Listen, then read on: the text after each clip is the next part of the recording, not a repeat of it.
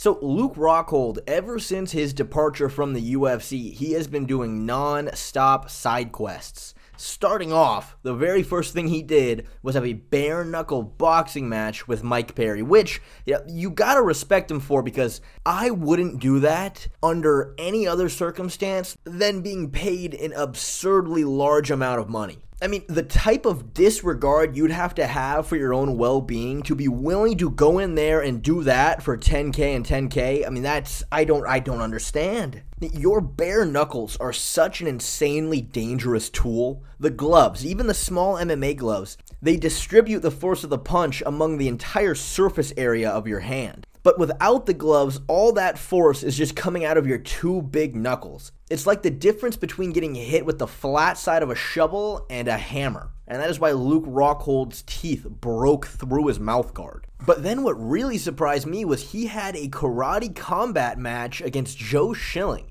Now, Joe Schilling is a legit kickboxer. He came from Muay Thai, he fought in Glory, thunderous power, and really aggressive style. I mean, he's a scary fight in a kickboxing match. And honestly, I thought for sure that Luke was going to get brutalized, but no, Luke knocked him out with a lead left hook of all things. I mean, that hook has gotten Luke in trouble multiple times. But it really is, for his style, a super dangerous weapon, because Luke wants to keep you on the outside just ripping body and head kicks, and he has a ton of power. So as soon as you close the distance, that hook is waiting for you. I mean, he used it beautifully here. Now, to be fair, Joe Schilling by no means is in his prime.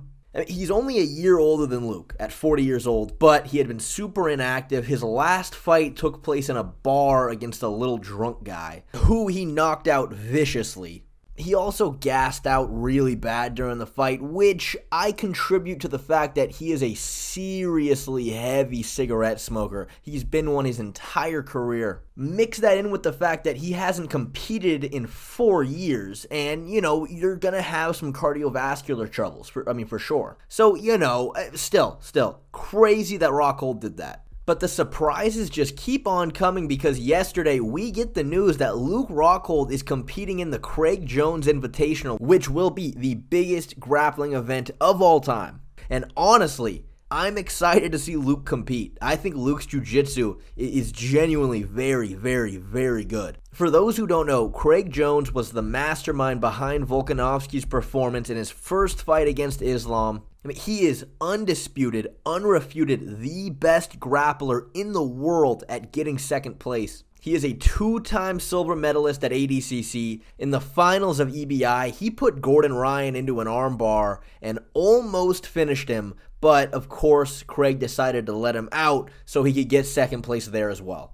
But ADCC is coming up again this year in July, and Craig decided, well, if you can't win it, you might as well destroy the entire organization, because he is hosting his own tournament on the same day. Now, the reason why he's doing this is because the ADCC, without a doubt, is the biggest grappling tournament, period. It's huge. They sell out stadiums. It generates millions of dollars. But if you were to win ADCC, which is insanely difficult to do, you would only be taking home $10,000. I mean, this makes Dana White look like Robin Hood. So Craig decided, fuck ADCC, he's hosting his own tournament where it's $10,001 to just show up, and $1 million goes to the winner. And you know who he got to join this tournament? A kid named Andrew Tackett, who, for those who don't know, I'm pretty sure that's Jake and Logan Paul's cousin. You'll be able to tell once you hear his voice. I came in here with just a mindset of winning, and I did win, but I just want to tell you that bracket was freaking hard. That is their mom's sister's son, and his jiu-jitsu is goddamn off the charts. He had just won the ADCC trials and opted out of competing there just to compete in this tournament. His wrestling's really high level. His back takes are a thing of utter beauty. And good luck not getting strangled the second he takes your back. He once had a match with this guy who trains under John Danaher, who had a 100-pound size advantage, and he strangled him in under 10 minutes. He's just so high level everywhere. But it's interesting, this whole ADCC pay phenomenon, dispute, whatever you want to call it, it runs pretty deep. See, the guy who runs ADCC, his name is Mo Jassim. This guy, from what I understand, is backed by oil money. I mean, his family is worth something along the lines of $275 billion. I mean, I don't think anybody knows for sure how much money he has because, it's all overseas, but essentially he has more money than you could ever do with in a lifetime. So he just puts a ton of money into whatever his hobby is. He used to be really into CSGO. So going under the name Motar2K, he would donate up to $15,000 to CSGO players on Twitch.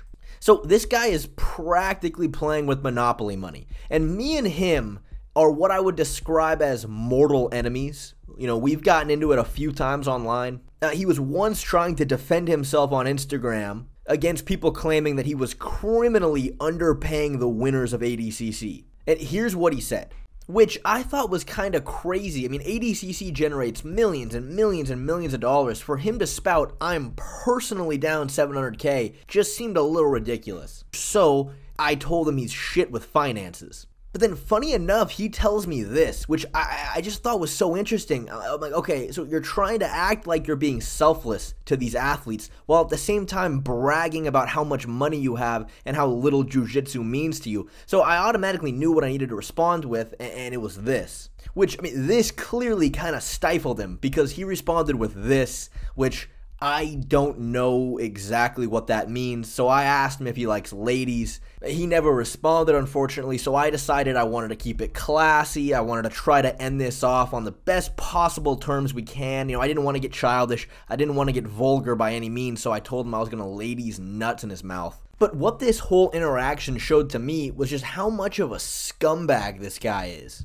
Look, of course, spend your family's money however you want to do it. But don't act like spending $700K of your own money that you practically have an unlimited amount of is a valid excuse for how terribly you're paying the winners of ADCC.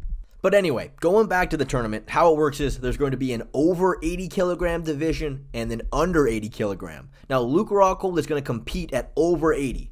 And at this point, we already know guys like Gordon Ryan are not going to be competing in this tournament. I mean, he's way too petty given his beef with Craig Jones. So honestly, kind of opens up the division for someone like Rockhold. Now, I mean, look, no shot should he be the favorite to win, but back in 2018, he had a match against Nicky Rod at Polaris, which honestly was probably a lot closer than it should have been.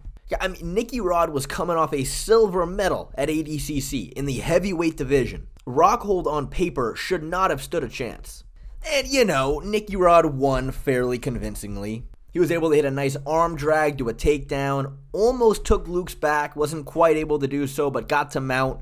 He also hit a slick fireman's carry at one point, but Luke had some great moments of defense. He had hit a great bridge to escape from mount, and look, is he going to win this grappling tournament? I can't imagine. But I must say, for how painfully awkward the guy is, for how long he was considered a joke in the world of MMA, honestly, I'm rooting for him. I am rooting for him here.